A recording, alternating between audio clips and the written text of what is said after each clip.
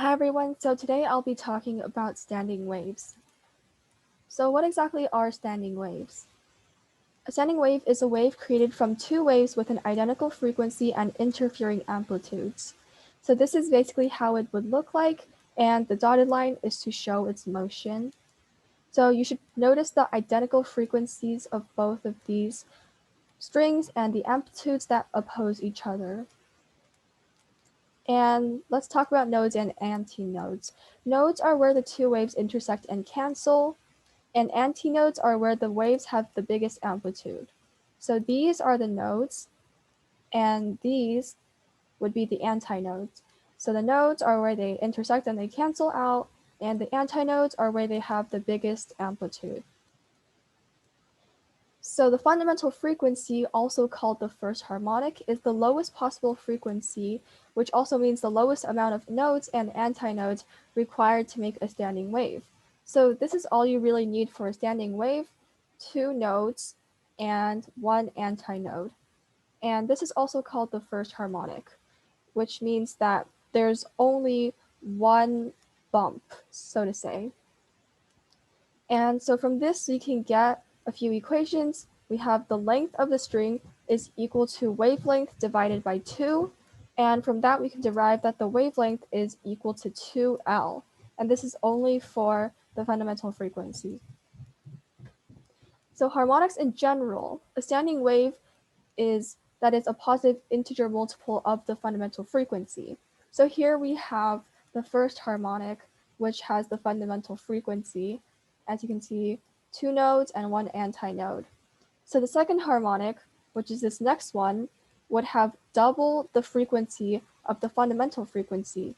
As you can see, it's the positive integer multiple. So 2 times the fundamental frequency would give us the frequency of the second harmonic. And we can move on to the third one. 3 times the fundamental frequency, 3 times the fundamental frequency would give us the frequency for this third harmonic. And you can do that all the way till the nth harmonic. So a harmonic will have n plus 1 total nodes, and n is referring to the number of the harmonic. So here we can see the fundamental frequency has 2 total nodes, n equals 1 plus 1 equals 2, and we have 2 on either side. And for 2, n equals 2, 2 plus 1 equals 3, and you can see you have 1 node, 2 nodes, 3 nodes.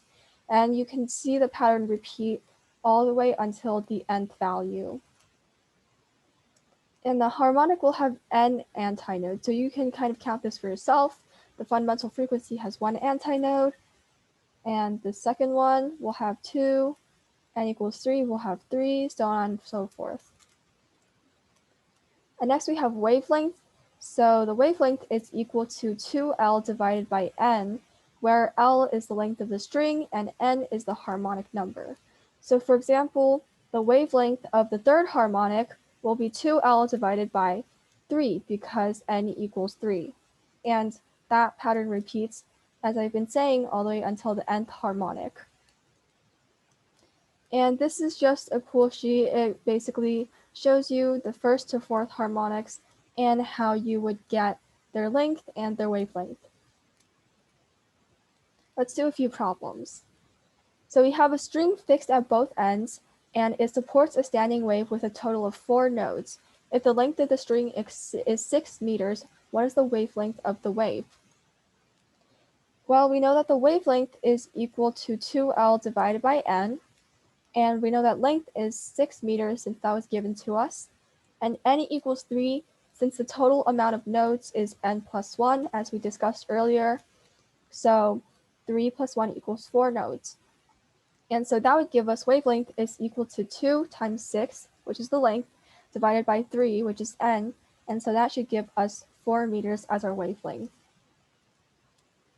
In a second problem, we have a string fixed at both ends, and it supports a standing wave with a... Wait, that's not right.